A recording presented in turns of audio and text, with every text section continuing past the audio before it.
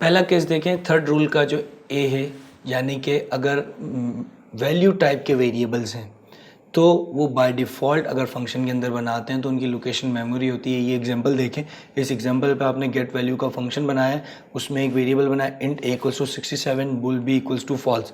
ये दोनों variable by default memory variable हैं, इनमें आपको मेमोरी बताने की ज़रूरत नहीं है, बाय डिफ़ॉल्ट मेमोरी लेवल के वेरिएबल्स हैं। दूसरा केस क्या है कि अगर आपने रेफरेंस वेरिएबल बनाया फंक्शन के अंदर, यानी कि एरे, स्ट्रिंग या स्ट्रक, तो उस पर एक्सप्लिसिटली बताना पड़ेगा कि वो मेमोरी है या स्टोरेज है। अभी हम देखते हैं कि अगर हमने मेमोरी लिखा तो मेमोरी लिखेंगे आप और फिर एरे बना लेंगे, मेमोरी लिखेंगे और स्ट्रिंग में जो भी वैल्यू देना चाहेंगे। ये एग्जांपल देखें, इसमें आपने इंट स्क्वायर ब्रैकेट 3 मेमोरी ए और ये एरे बना दी, इसी तरह स्ट्रिंग बना दिया, मेमोरी लिखा। अगर मेमोरी आपने ना लिखा होता तो कंपाइल नहीं होता, मेमोरी की जगह स्टोरेज लिख सकते हैं, उसे अलग देखेंगे। यहाँ पर आपने इसे मेमोरी लिखा है तो इसके अंदर वैल्यू असाइन हो पा रही है। तो आपने फंक्शन के अंदर रेफरेंस वेरिएबल को एक्सप्लिसिटली मेमोरी डिफाइन किया है, यानी कि जब ये फंक्शन ख़त्म हो तो ये वेरिएबल ख़त्म हो जाएगा। तीसरा केस क्या है? तीसरा केस ये है कि अगर आपने रेफरेंस वेरिएबल को स्टोरेज लेवल बनाया फंक्शन में, तो उसमें डायरेक्ट वैल्यू असाइन करेंगे तो कंपाइल नहीं होगा, एरर दे देगा। उससे आपको रेफ़र करना पड़ेगा स्टेट लेवल के वेरिएबल को। ये एग्जांपल देखें, इस एग्जांपल में हमने string name equals to hello state level पे वेरिएबल बनाया, फंक्शन बनाया, function get values public view, और इसमें जब हमने स्ट्रिंग स्टोरेज भी लिखा, अगर यहाँ मेमोरी लिखा होता तो डायरेक्ट वैल्यू असाइन हो सकती थी, लेकिन यहाँ पे मेमोरी नहीं लिखा, आपने लिखा string storage b equals to. तो अब यहाँ पर आपको रेफरेंस जो स्टेट लेवल का वेरिएबल है उसको रेफ़र करना पड़ेगा, और कोई तरीक़ेकार नहीं है। अगर फंक्शन के अंदर स्टोरेज वेरिएबल बनाया तो उसे स्टेट लेवल को रेफ़र करना ज़रूरी होगा। चौथा केस क्या है कि आपके जो वैल्यू टाइप के वेरिएबल्स हैं, अगर आप उनको फंक्शन में बनाएं और आप उनकी लोकेशन, डेटा लोकेशन ओवरराइड करने की कोशिश करें कि स्टोरेज लेवल के वेरिएबल बना दें, तो वो अलाउड नहीं है।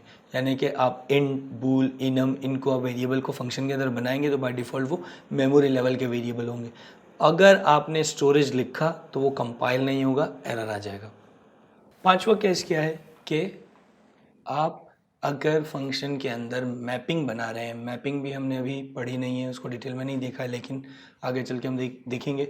मैपिंग टाइप का वेरिएबल अगर आप अपने फंक्शन में बना रहे हैं और उसे फंक्शन के अंदर डिक्लेयर कर रहे हैं, आप कोई कीवर्ड ना दें, स्टोरेज या मेमोरी, या आप स्टोरेज या मेमोरी दें, कुछ भी करेंगे, मेमोरी दे नहीं सकते, वो हमेशा फंक्शन के अंदर भी स्टोरेज लेवल का वेरिएबल होगा, और मस्ट है कि वो स्टेट लेवल के वेरिएबल को रेफ़र करें। ये आप एग्जांपल देखें, इस एग्जांपल में हमने फंक्शन में 3 मैपिंग्स बनाई हैं।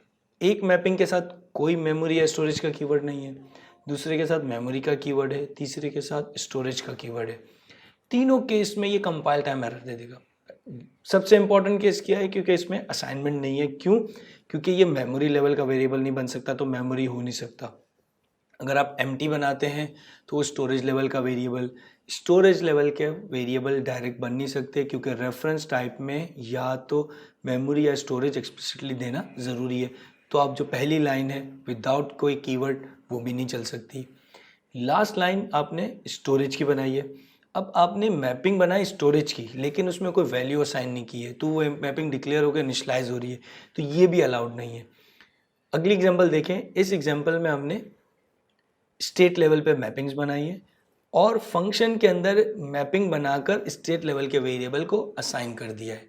ये पॉसिबल है मैपिंग के केस में। मैपिंग मेमोरी लेवल पे भी नहीं बन सकता और मैपिंग में डायरेक्टली कोई वैल्यूज़ नहीं आ सकती, स्टेट वेरिएबल ही असाइन होगा अगर आप फंक्शन के अंदर बना रहे हैं तो।